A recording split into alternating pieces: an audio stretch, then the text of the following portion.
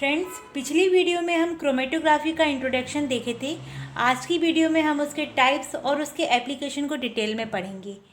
सबसे फर्स्ट में हम कॉलम क्रोमेटोग्राफी लेते हैं। कॉलम क्रोमेटोग्राफी में स्टेशनरी फेज एक कांच अथवा धातु की नली, जिसे कॉलम कहते हैं, में भरी होती है। जो स्टेशनरी फेज होती है वो एक कांच की नली, जिसे हम कॉलम कह रहे हैं, उसमें भरी होती है तथा इस नली से मोबाइल फेज को चलाया जाता है। हमारा जो भी मिक्सचर होता है उसके साथ हम मोबाइल फेज को मिक्स करते हैं, मतलब मोबाइल फेज में मिक्सचर को फिक्स्ड करते हैं और उसको स्टेशनरी फेज में चलाते हैं। ये देखिए, ये सैंपल है मिक्सचर, जिसे हम मोबाइल फेज सॉल्वेंट के साथ मिक्स करते हैं। फिर ये कॉलम है, कांच की नली है जिसे हम कॉलम कह रहे हैं।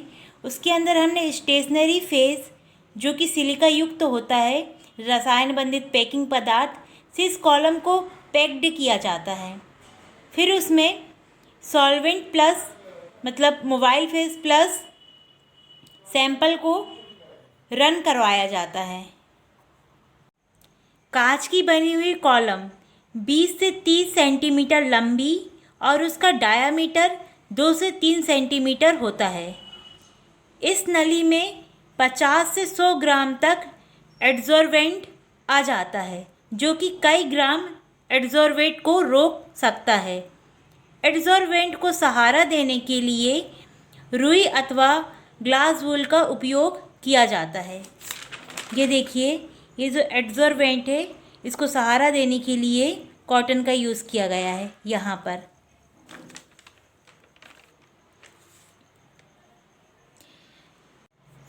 सैंपल को मोबाइल फेज की कुछ मात्रा में घोलकर नली के ऊपर से छोड़ा जाता है। मोबाइल फेज में सैंपल की कुछ मात्रा घोलकर कॉलम के ऊपर से उसे छोड़ा जाता है। सैंपल और मोबाइल फेज को नली में धीरे धीरे परंतु स्थिर गति से चलाना चाहिए, मतलब धीरे धीरे हमें कॉलम में मोबाइल फेज और सैंपल की मात्रा छोड़नी चाहिए। सैंपल में उपस्थित विभिन्न पदार्थ, यानी सैंपल में जितने भी प्रकार के मॉलिक्यूल्स उपस्थित हैं, उनकी वेलोसिटी अलग अलग होती है और वह अलग अलग वेलोसिटी के कारण डिस्टेंस ट्रेवल करते हैं। ये पदार्थ यदि रंगीन होते हैं तो नली के अंत में एक के बाद एक निकलते दिखाई देते हैं, जिन्हें एकत्रित किया जा सकता है। परंतु यदि रंगहीन होते हैं तो किसी उपयुक्त डिटेक्टर के माध्यम से इन्हें मॉनिटर किया जाता है। यदि रंगीन होंगे तो हम पहचान सकते हैं, आइडेंटिफाई कर सकते हैं कि वह पदार्थ क्या हैं और कितनी डिस्टेंस ट्रेवल करें, उन्हें कैलकुलेट कर सकते हैं। लेकिन यदि वह रंगहीन होंगे तो हम उस पदार्थ के लक्षण देखकर, जिस प्रकार का पदार्थ है उसमें किस प्रकार के डिटेक्टर का यूज़ किया जाएगा, उसको लेकर हम उन्हें डिटेक्ट करके उनकी आइडेंटिफाई कर सकते हैं। डिटेक्टर कई प्रकार के होते हैं, जिनका चयन डिटेक्ट किए जाने वाले पदार्थों के लक्षणों के आधार पर किया जाता है। जैसे न्यूक्लिक अम्लों के लिए यूवी डिटेक्टर का यूज़ किया जाता है। डिटेक्टर को रिकॉर्डर के साथ जोड़ा जाता है।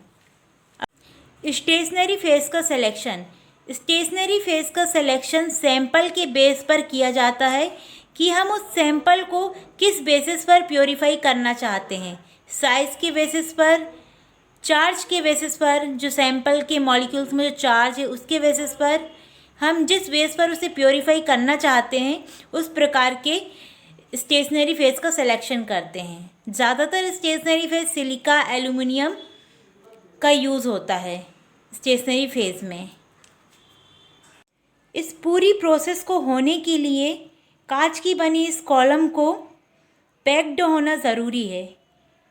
तो कॉलम को पैक करने के लिए एड्सॉर्बेंट को कॉलम में डालने से पहले इसके बॉटम से, नीचे से इसे कॉटन के एक प्रॉपर अमाउंट से पैक्ड किया जाता है। फिर उसमें कॉलम के कर्वे पार्ट तक एसिड से वॉश हुई सैंड अप्लाई की जाती है। देखिए सैंड है जो एसिड से वॉश हुई है, उसे अप्लाई कर रहे हैं। फिर उसमें स्टेशनरी फेस को डाला जाता है। स्टेशनरी फेस की पैकिंग 2 टाइप से होती है, ड्राई पैकिंग और वेट पैकिंग।